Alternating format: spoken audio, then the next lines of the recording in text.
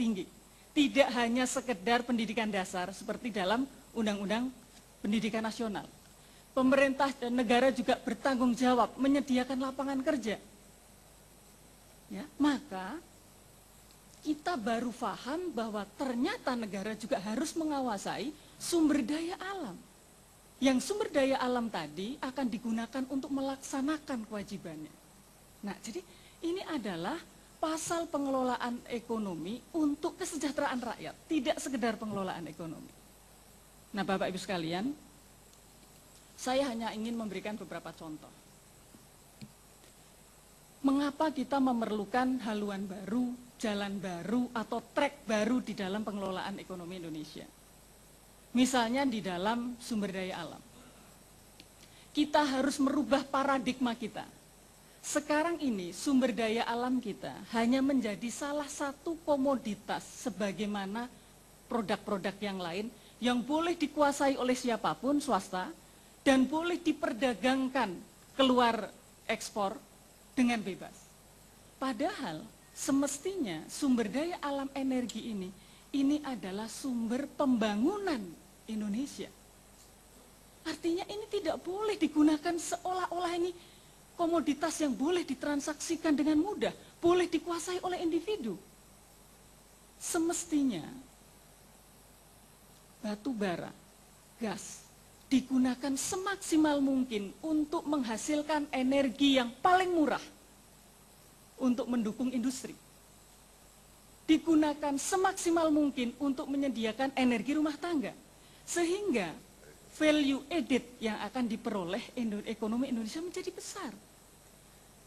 Cina tidak berharap ekspor mereka didukung oleh ekspor sumber daya alam, energi. Mereka memiliki batu bara yang luar biasa besar juga.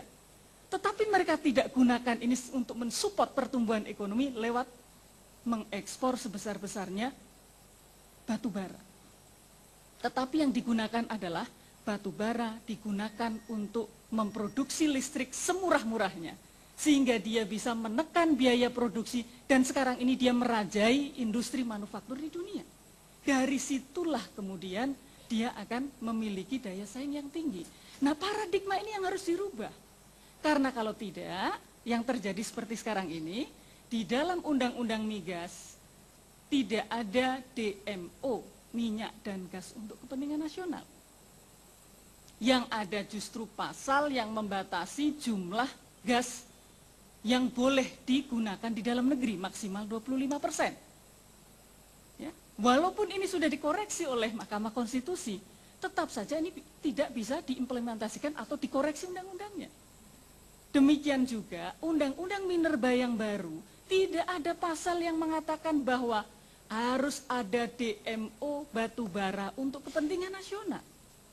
Nah, kalau ini paradigma tadi tidak kita ubah, ya, kemudian kita ingin mengejar ketertinggalan agar menjadi industri yang berdaya saing, dari mana? Selain biaya produksi kita menjadi sangat mahal, karena energi menjadi mahal, kita juga melakukan liberalisasi perdagangan.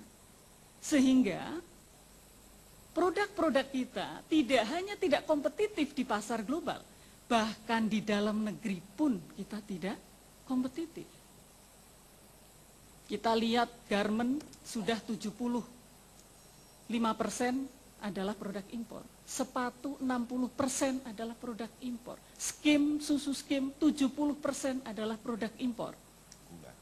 Gula, kedelai dan sebagainya. Apakah fakta ini tidak kemudian menyadarkan kita bahwa ini kita sudah salah di dalam mengelola ekonomi? Ya, di dalam presentasi saya di Kyoto, tidak satu pun percaya bahwa Indonesia memiliki ketergantungan pangan yang seperti itu. Nah, jadi Bapak Ibu sekalian, saya rasa kita harus merubah paradigma.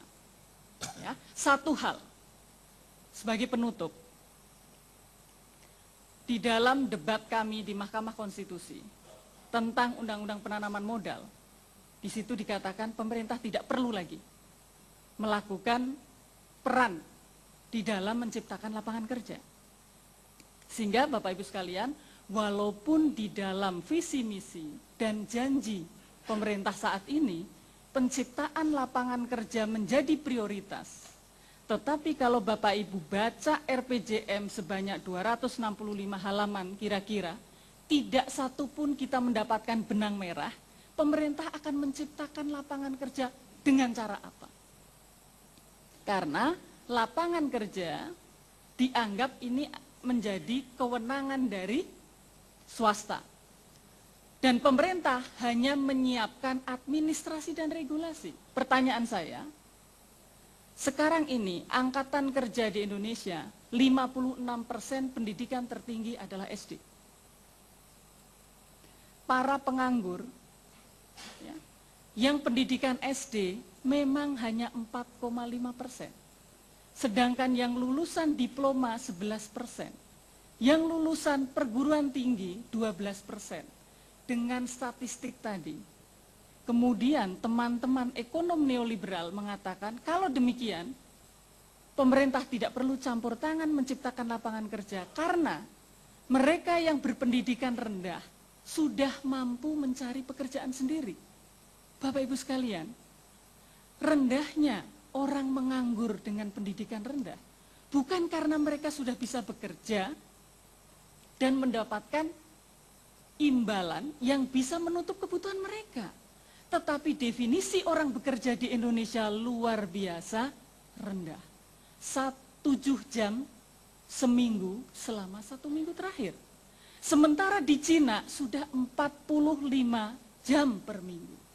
Jadi Bapak Ibu sekalian, kalau kita kemudian menggunakan data tadi dengan paradigma neoliberal, maka kita akan mengambil kebijakan-kebijakan seperti sekarang ini yang kita sebut dengan kebijakan hands-off policy yang menjauhkan peran dari negara sebesar-besarnya. Oleh karena itu, kita harus kembalikan, kita harus pahamkan bahwa Undang-Undang Dasar 45 sudah memberikan kewajiban yang sangat jelas dan juga menunjukkan di mana sumber daya yang bisa digunakan untuk melaksanakan kewajiban itu. Terima kasih. Assalamualaikum warahmatullahi wabarakatuh.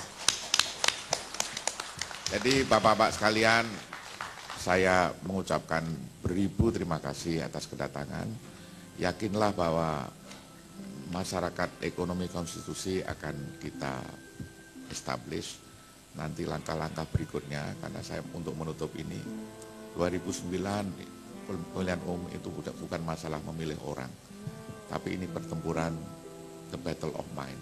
Jadi yang mau bergabung nanti teman-teman ekonomi ini akan memimpin establishment itu sehingga bisa kita mengawal siapapun yang menang sehingga ada perubahan yang tadi disebut Ibu Dita tadi, yang fundamental tadi. Insya Allah. Saya tutup. Assalamualaikum warahmatullahi wabarakatuh.